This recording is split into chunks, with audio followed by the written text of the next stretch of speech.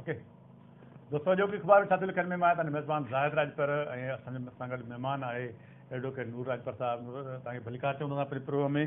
ऐं जो कि अख़बारूं ख़ासि करे जेको सिंध ऐं वफ़ाक़ जी जेका जहिड़ो आहे उन सां भरियलूं आहिनि ऐं रोज़ानी पंहिंजी अख़बार जी जेको लीड ख़बर आहे उहा आहे सिंध सरकार ऐं वफ़ाक़ जो आम्हूं साम्हूं बयान आहिनि त सिंध जी 50% गैस ॿियनि सूबनि लाइ खणी नथा सघूं, बाक़ी अधु जो वॾो हिसो बि सिंध वापराए थी वफ़ाक़।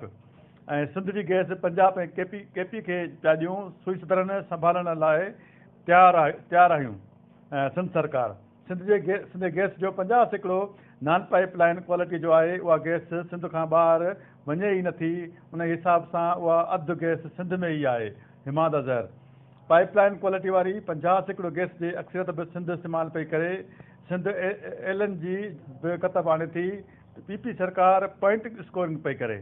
सिंध में अक्सर सनतूं गैस जो अघु 500 खां 600 रुपया ॾियनि थियूं, जॾहिं त पंजाब सूबे जूं सनतूं वरी 2700 रुपया अघु अदा कनि थियूं। सिंध में गैस बुरान नाहे। सिंध जो अवाम सख़्तु थधि में तारीख़ जे बदतरीन गैस बुरान मां गुज़री रहियो आहे। कराची वासी LPG सिलेंडर स्टोव काठियूं कोयला ऐं छेणा पिया ॿारीनि। इम्तियाज़ शेख सिंध सूबो पंहिंजे गैस खां महरूम आहे। सिंध में CNG वारो शोबो बंदि आहे। सनतूं ऐं कारोबारी हल्का गैस जी खोट खे मुंहुं ॾेई रहिया आहिनि। सिंध जे खूहनि मां निकिरंदड़ गैस जी सुई नादरनि खे फराहमी रोके। आइन मूजिबि उहा गैस सिंध जे वापदारनि खे ॾियो। एनर्जी सिक्योरिटी ते डायलॉग जी आछ। वफ़ाक़ गैस खोट जे ख़ात्मे ऐं महांगी LNG मां जान छॾाइण लाइ थर जे कोयले मां गैस भाण ठाहिण वारनि रिथाउनि ते कमु करे। वफ़ाक़ी वज़ीर खे लिखियलु ख़त। वरी उन ते जेको आहे MD आहे अॻूणो MD डॉक्टर फैज़ अब्बासी उनजो बयानु आहे त सिंध जे 32% गैस ॿिया खणनि था। नॉन पाइप गैस इस्तेमालु लाइक़ु नाहे। फैज़ुल्ला अब्बासी सिंध मुल्की पैदावार जो 60% गैस पैदा करे थी। नॉन पाइप गैस सां उहा वधी 91% थींदी। किथां बि थोरो सूरत हाल खे त हाणे पाण में वेहण लाइ पूरा आहिनि त मसइले खे हल करण लाइ तयारु न आहिनि। हाणे त वफ़ाक़ इहो मञण लाइ तयारु न आहे त असां सिंध खां गैस एतिरी खणूं था। वॾी महिरबानी साहिब।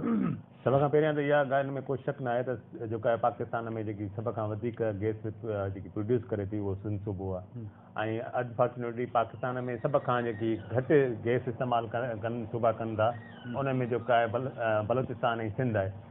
ऐं उनजो बि वॾो अलमियो इहो आहे त ॾिसो त तव्हां हींअर सीज़न आहे उन में बि पूरी सिंध में जेका आहे तव्हांखे गैस जी खोट नज़र अचे थी। कराची ख़ासि करे सभ खां वधीक मुतासिर शहर आहे जंहिंमें जेका जंहिंखे माण्हुनि खे वीचारनि खे भाॼी पचाइण लाइ मानी पचाइण लाइ बि गैस मुहैया कोन थी थिए। हिकु कादरपुर में गैस निकिरे थी, बदीन में गैस निकिरे थी, सांगड़ में तेल निकिरे थी, दादू में गैस निकिरे थी, शरादकोट में गैस निकिरे थी। सभु जा सभु जेकी गैस आहिनि उहे पाइप लाइन जे ज़रिए जेका नादरन गैस खे त मिले थी उहा पंजाब त वञी सघे थी पर KP के में वञी सघे थी पर सिंध जा माण्हू इस्तेमालु नथा करे सघनि। जेकर सिंध में गैस मिले थी त वरी उनखे LNG जी जेको हिननि ॿाहिरि दुनिया जे जेका कतर सां मुआदो कयो आहे, ईरान सां मुआदो कयो आहे या जेका मिडिल ईस्ट जे ॿियनि अरबनि मुल्कनि सां मुआदो कयो आहे उहा LNG गैस मिले थी जंहिंजे नतीजे में सिंध सभ खां वधीक जेका आहे महांगी जेका आहे पंहिंजो उहा मिले थी असांखे। तव्हांजा सिंध जा तमामु वॾा वॾा शहर जेका हींअर बि ॾिसंदो उहे जेका उहा हींअर ताईं गैस खां बग़ैर आहिनि। थारूशाह मिसाल नौशहर उस पास अगरि मिसाल वठूं त थारूशाह गैस खां बग़ैर वेठो आहे। ॿिया अहिड़ा जेके शहर आहिनि उहे गैस खां बग़ैर वेठा आहिनि। बहिराड़ियूं असांजी गैस खां बग़ैर आहिनि। इवन जिथां गैस निकिरे थी उन जे 2 किलोमीटरनि ताईं गैस हिननि खे फ्री में ॾियणी आहे। फ्री त छॾियो पर उनखे गैस बि मुहैया नथा कनि। त हिन जे करे हीउ जेको मामिलो आहे हिन में इहो वाक़ई इन ॻाल्हि जेका सिंध गवर्नमेंट जो या जेको आहे पंहिंजो वफ़ाक़ जो जेको संजीदा मामिलो आहे पर असल में मामिलो हीउ जेको आहे हिक ॿिए खे काउंटर करण जे लाइ आहे। हीउ जेको आहे पंहिंजे जेको आहे पंहिंजो स्कोरिंग करण जो आहे। सिंध में त बाबा असां जेका आहे तव्हांजी जेका आहे असां हिमायत जेका आहे सिंध जे मामलनि जी हिमायत था कयूं। सिंध सां जेके ॿिया मामला आहिनि जेके सिंध गवर्नमेंट वटि आहिनि उन में पीपल्स पार्टी केतिरा संजीदा आहे। अगरि हद हुजे हा इनखे वरी ॾिसो पोइ हुकूमत जेका आहे पंहिंजो जेका पीपल्स पार्टी जी वफ़ाक़ में रही आहे तॾहिं जेका हिननि मामले खे कीअं जेका आहे पंहिंजो जेका आहे अरिड़हीं तरमीम में हिन पाण बिल पास कयो। उन खां पोइ जेको आहे सिंध जितां गैस निकिरंदी पहिरियां उनजो जेका आहे उनखे जेका आहे पंहिंजो उहो सूबो वापराईंदो पर उन वफ़ाक़ में बि त उहे न करे सघे। 13 सालनि में ॿिया मामला सभु कुझु करे सघे थी। सिंध जा मामला जेका आहे सभु पंहिंजा जेका तीनवाल दौलत करे सघे थी। बाक़ी हिन मामले ते संजीदगीअ सां जेका आहे तहरीक वठण लाइ तयारु न आहे Peoples Party. Peoples Party point scoring करण लाइ हिन मामले खे उथारियो आहे। भई अचो था रोज़ाना काउश में त रोज़ाना काउश में मुराद अली शाह जो बयानु आयो आहे त वफ़ाक़ खे भाण सुम्हियल थियण जी आगाही ॾिनी हुई, कणिक ऐं खंड जी उहो बि गुम कयो वियो आहे मुराद अली शाह। ऐं वफ़ाक़ी हुकूमत पाण उहो चयो हो त भाण जी रिकॉर्ड पैदावार थी आहे, उनजे बावजूदि खोट सम्झ खां ॿाहिरि आहे। इमरान सरकार अचण बैदि हर साल बहरान जनम वठे थो, पीपल्स पार्टी एतिराज़ लाइ ॿाहिरि निकिती आहे, अवाम केसीं ताईं भोॻींदो। ऐं इन खां सवाइ हिन मुराद अली शाह DCs खे जेको आहे सो लेटर लिखिया आहिनि। हाणे DCs खे हाणे हुकूमत जारी करण जो फ़ाइदो कयो, जॾहिं ना निकिरी वियो आहे, हाणे लिके खे लठियूं वञूं, जॾहिं भाण जी सख़्तु ज़रूरत हुई। सिंधरी आबादगारनि महांगो भाण पियो वरितो, 1700 वारी बोरी 2700 3000 रुपए में जेको आहे सो विकिरो पए थी।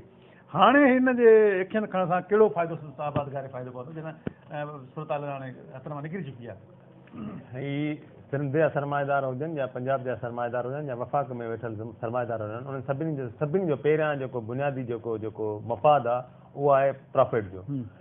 सिंध गवर्नमेंट बि उन में इन्वॉल्व आहे। अगरि घोटकी में अगरि ऐं जेको आहे पंहिंजो मीरपुर माथेरन में जेको आहे पंहिंजो भाण जी पैदावार थिए थी त उहा हितां सिंध जा बॉर्डर क्रॉस करे जेको आहे पंहिंजो वरी पंजाब मां टुपी जेको आहे पंहिंजो अफ़गानिस्तान पहुची थी वञे, सिंध जे शहरनि में नथी पहुचे। जेके अगरि सिंध में जेको भाण पहुचे थो त उहो वरी जेको आहे हिननि जा MNA MPs जेके आहिनि, तव्हांखे 2 ॾींहं अॻु में जो सिंध जो नुशरपुर जो वाक़ियो तव्हांखे बिरहारो यादि हूंदो त जेको आहे MPA असांजे जेको आहे पंहिंजी जेको आहे ट्रॉलर खणाए पंहिंजी फैक्ट्री ते लाराए छॾियो। त हिकिड़े पासे वफ़ाक़ जेको आहे असांजे लाइ ज़ुल्म कयो आहे, सिंध जे माण्हुनि जे लाइ मुआशी क़तलाम माण्हुनि खे करण जे लाइ, सिंधी माण्हुनि खे मुआशी क़तलाम जे मारण जे लाइ।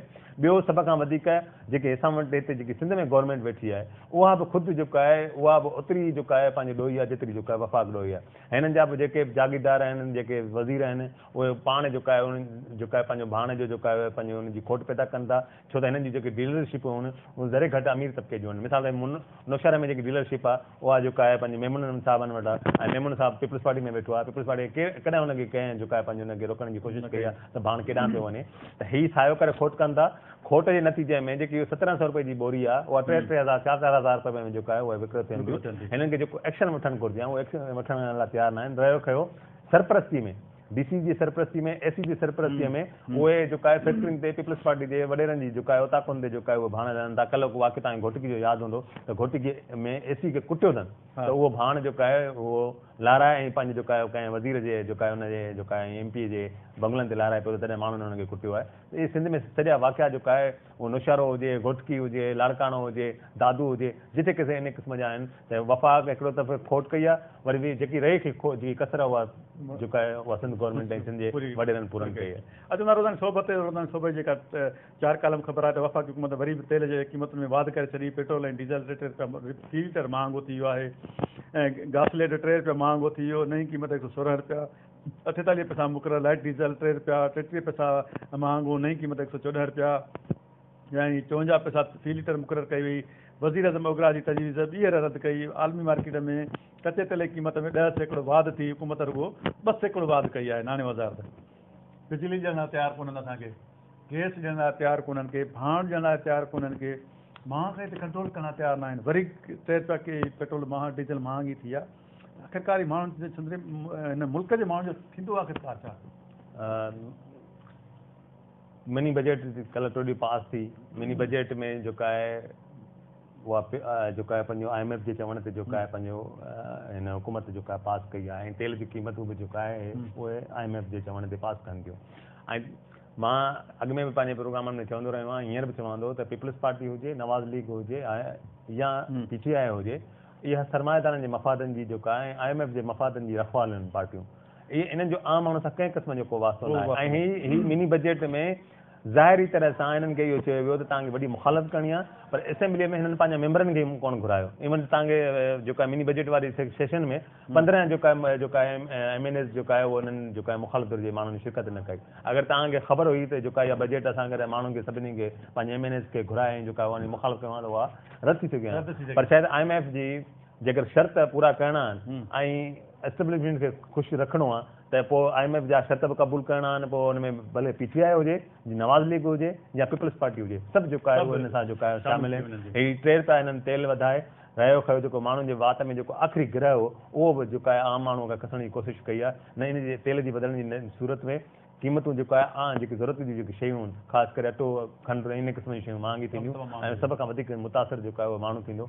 ऐं जेको आहे माण्हू ई जेको आहे हुन वटि हली वियो आहे त माण्हू जेको आहे वधि खां वधि जेको आहे पंहिंजा मामला पाण हथनि में खणनि ऐं हिन हुकूमत जे ख़िलाफ़ु जेको आहे वधि खां वधि जेको आहे एहतिजाज कनि जीअं इन हुकूमत खे कुझु अहसासु थिए। बिल्कुलु नूर साहिबु अॼुकल्ह जेको जान हले थो त जेके सियासी पार्टियूं आहिनि मुल्की पीपुल्स पार्टी हुजे नवाज़ लीग हुजे या PTI हुजे उहे सिर्फ़ु पंहिंजे जेके मफ़ाद आहिनि उन्हनि जो तहफ़ुज़ कंदियूं अवाम लाइ केर बि सोचण लाइ तयारु न आहे जंहिं करे माण्हुनि खे सियासी भाग जेको आहे पंहिंजे हथ में वठणु खपे। जेका सूरत हाल तव्हांजे साम्हूं वाज़े कई थी त सिंध केतिरी गैस पैदा करे थी ऐं उन भेट में सिंध खे वापसीअ में छा थो मिले त असां वटि गैस अणल बि लॻी पई आहे बिजली अणल बि लॻी पई आहे महांगाई जो तूफ़ान बर्पा थियल आहे पर असांजा हुक्मरान कुझु बि करण लाइ तयारु न आहिनि। पीपुल्स पार्टी बि सियासी स्कोरिंग में पूरी आहे जंहिं सबबु अवाम तमामु घणो भोॻे रहियो आहे।